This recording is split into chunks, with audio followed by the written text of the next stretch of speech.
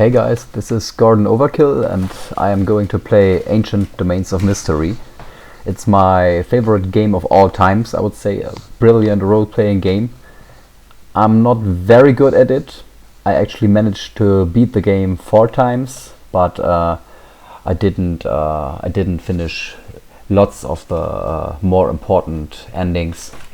So I want to play together with you to give those beginners of you some hints how to play the game, and maybe to get some hints from the real experts in order to improve my own skills.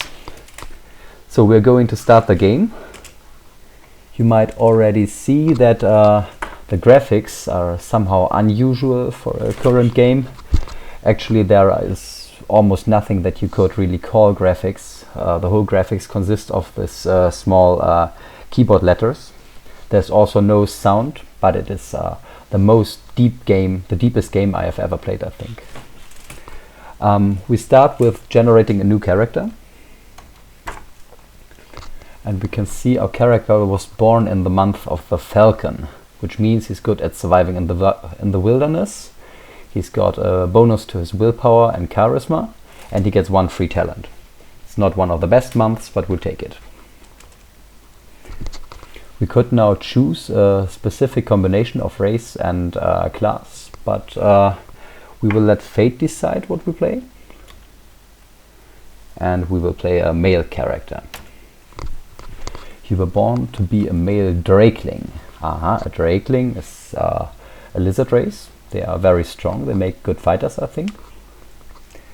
You are bald and have light blue eyes and light blue complexion. Parents belong to the lower class. Child, you had to survive pretty harsh times. In your youth, you became seriously ill. That's not so good for a fighter, maybe. As a young adult, you spent a lot of time searching for a deeper meaning and purpose in your life. You pondered and pondered, but nothing truly sparked your interest. Finally, after many, many hours, you made a decision. You decided to become a paladin. Oh, that's a nice combination, I think. A drakeling paladin. At the age of 23, you end your apprenticeship. You are now a fully learned paladin. Shall your attributes be modified randomly or by answering questions? We'll do it randomly in order to save some time, and it's not so interesting to watch me do this. And now we can choose from quite a big amount of talents. We will get more talents when we progress in level, in experience. But we start, we will try to get the treasure hunter talent. And if you want to become treasure hunter, you have to take the starting talent alert, because you can choose it only at the start of the game. So you are unable to get the treasure hunter talent if you don't take it at the very beginning. So we start with alert, and we will also take the quick talent, so we could, which is very likely, if we get into a big danger, we could run away. How do we name our drakeling paladin?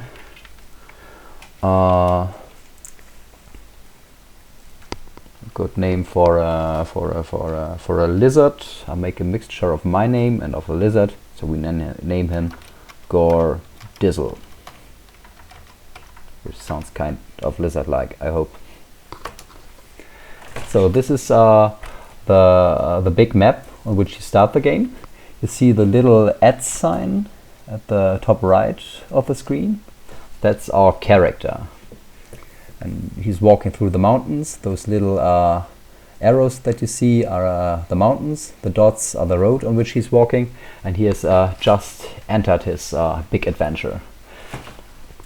Let's take a look at his stats. Gordizzle has got strength 15, which is not too much for a fighter, maybe because of his illness. Learning 4 is horrible. He's as intelligent as a leaf of bread, maybe. Willpower 20 is nice. Dexterity 8 is also very bad. Toughness 17, maybe okay. Charisma 15. Appearance 8. Magic 12. Perception 9. So he's not the best character we could have rolled. But what else do we see? We've got 6 protection value. Those both numbers in the bottom left corner are defense value and protection value. and especially protection value is very important in the early game, because it is the amount of damage that is reduced when you are hit by a foe, while defense value allows you to dodge the enemy's attacks. So 6 protection value is very good for a beginner, but paladins usually start with good armor. So let's take a look at our equipment now. We are wearing a metal cap, a scale mail, a medium shield, and we've got a scimitar as our starting weapon. Also we've got a club, a knife, a mithril scimitar, which is very nice. We will change and use that one from the beginning. A holy symbol, iron ration if we get hungry, and some pieces of gold. So we will directly change to the mithril scimitar, and we will use the knife as a throwing weapon. If we get engaged in a fight, we could attack the enemy from the distance. What else do we see about our character? Here we've got the data that we saw in the beginning again.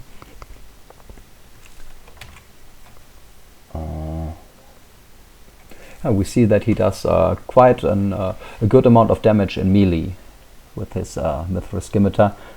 Got a +5 bonus to hit and 1d8 +6 points of damage. That's very nice for a new level 1 character. So now let's start the game.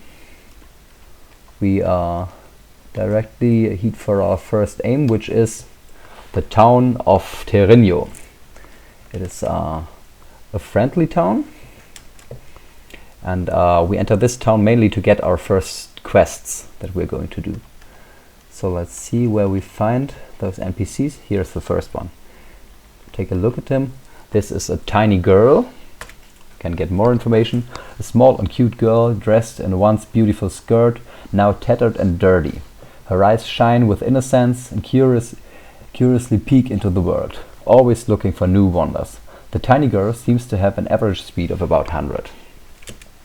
This tiny girl is the first person who's going to give us a quest. So we will talk with her. We talk to the tiny girl.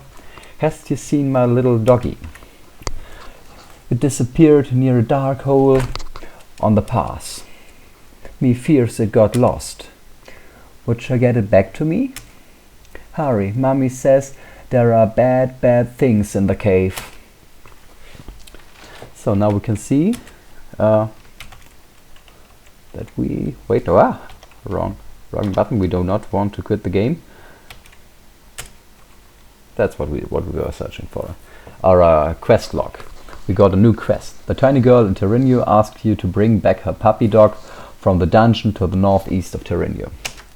And I can already say she's right that there are bad things, and one should better hurry in order to save it, because we've got a time limit. If we don't make it in the time limit, the dog will be dead when we find it. But the dungeon is quite hard, so maybe we will not be able to save the dog. At least not alive. So, but that's not the first quest we are going to do. Let's see who else is there.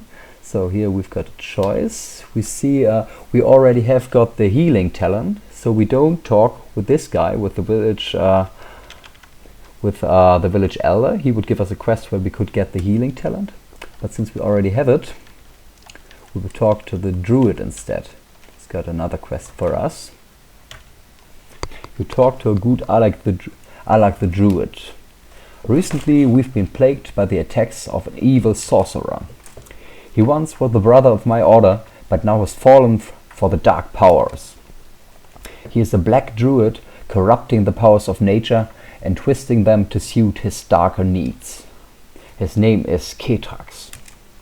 Find him and defeat him. He has set up his headquarters in a sinister cave to the southeast. If you return with success, I'll reward thee. So, this is our second quest. The village druid in Terinio asks you to vanish the black druid Ketrax in the dungeon southeast of Terinio. This will be one of the first things we're going to do. Now we could get another quest from the town's sheriff, but that one is quite hard to do in the very beginning. With this character I do not want to risk it. First, I didn't tell you that. If you know the game you will know it, but otherwise I have to tell you there is no possibility, if your character once dies, to reload in the game. This permanent death feature is one of the things I love most about the game, because you really get afraid if your character gets into trouble and then you have to survive it by someone. You cannot reload and then try it again and again. But if you're dead once, you're dead once and for all. So we try to avoid the biggest risks, at least in the very beginning. So now we've got our first quests. So let's leave the village. Or wait, we have not so much to eat. Maybe we could use our money. We've got 64 pieces of gold to buy some additional rations. Here's the food shop. Let's see, 26. This will be uncursed rations. We will buy 2 of those, so we've got no problem with hunger in the beginning. So we paid it and we leave the village again. At first we'll visit this little dungeon here, a small cave entrance, but we are just going to get into it. There is something on the ground. Maybe we can take this. A hand axe. Could be sold or whatever. Also take those scrolls. We're not able to read them, are we? Oh no, we are. That's very nice. So we read them. If we succeed, the scroll reads 110 paces away. Your goal is lying. The goal is a blanket, but we're not going to take this because this is a dangerous place. Read the other scroll too. Time is working against you. The problem with this cave is usually in most other areas the enemies get the stronger you get, but in this cave the enemies level twice as fast as you do. So if you are level 1 you get level 2 enemies, if you're level 2 you get level 4 enemies, and so on. So we don't want to stay here for too long.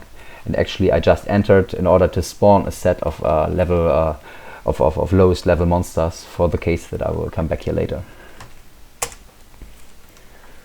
So another thing we want to do before we head to our adventures. Oh, we are encountered a large jackal pack. We do not want to fight them if we can avoid it, so we don't get away. That's the problem. You see there's a jackal were among those jackals, and he can summon endless amounts of those lower jackals, and we do definitely not want that to happen, so we try to flee. Seems to work. Very nice. I'll leave this area. And that's our next goal. This town with the name that nobody can actually pronounce. We will just call it the Outlaw Settlement. And that's a little more dangerous place than the first village where we were. So see, everybody you know who we meet here are outlaws, bandits, and criminals, and they can actually be hostile if we are not lucky. Check it. Here, for example, this mugger is hostile. He wants to attack us. The others don't care about us. I think we can easily beat the mugger. So we change to aggressive tactics and just punch him. Oh, he hit us and we hit him, but that should not happen too often. He did 8 points of damage, as you can see. Down here are hit points. So we managed to kill him, and his corpse is laying on the ground. That's nice, because we can bring the corpse to the sheriff and we will get some money for it. So we take the corpse with us, but what I actually wanted to do, a cutpurse has killed a beggar up there. Maybe we can get the money from the beggar if the cutpurse is not hostile. Oh, he is hostile, so we will not force it. We go to the shop and see if there is something useful for us here to buy now or later. These bones are not useful. It's rocks. They are cheap. Better melee, better missile weapon than our knife. So maybe we will buy them. Do we have enough money? Not at the moment, so we're going to sell some of our stuff at first. Sell the eggs, sell the club. We will keep the scimitar as a backup weapon. We sell those scrolls that we just found. That's it, so we should have enough credits, enough gold to buy the rocks. Yeah. We'll pay them. And now we can at first pick up the other not so useful stuff. This metal cap, maybe we'll buy this later. Iron ration, we won't buy that here. We've got cheaper rations at the other town. Battle axe, don't need that. Mithril girdle is quite nice actually. Leather cap is also not too bad. Keep it. Just trying to organize this stuff so I know later what I might buy and what I don't need for sure. Necklace of rapid healing, this one's very nice. We will definitely try to buy that. Dagger, ugly clothes. Oh, there were actually some very nice items among them. We're going to pick up all the useful stuff. Let's see how much it would be. 8,509 gold pieces for all the useful stuff. We've got 24 gold pieces, so that's a little too few, but that will change soon, at least we hope so. And we equip the rocks that we just bought. So, was that the hostile guy? Yeah, so let's see if we can kill him with our rocks. The red X marks that he's still out of range. So we wait for him to come closer. Now we start throwing rocks at him. We miss him. And you hit the cut press and kill him. Wonderful. That's what I hoped what would happen. Now we can get up. Pick up 107 gold pieces. Very nice. And thieves picks. Might need the... No, actually we can't even use them. We lack the talents. But this guy here, Yargios the Master Thief, could at least tell us a little about the art of being a criminal. And he teaches us how to pick pockets. Very nice. That's it for the moment. I see that we already played some minutes. I don't actually know when exactly I started, but I think let's stop it at this moment so we can use the next video in order to actually start our adventure and begin with the first quest. Thanks for watching and hope to see you again.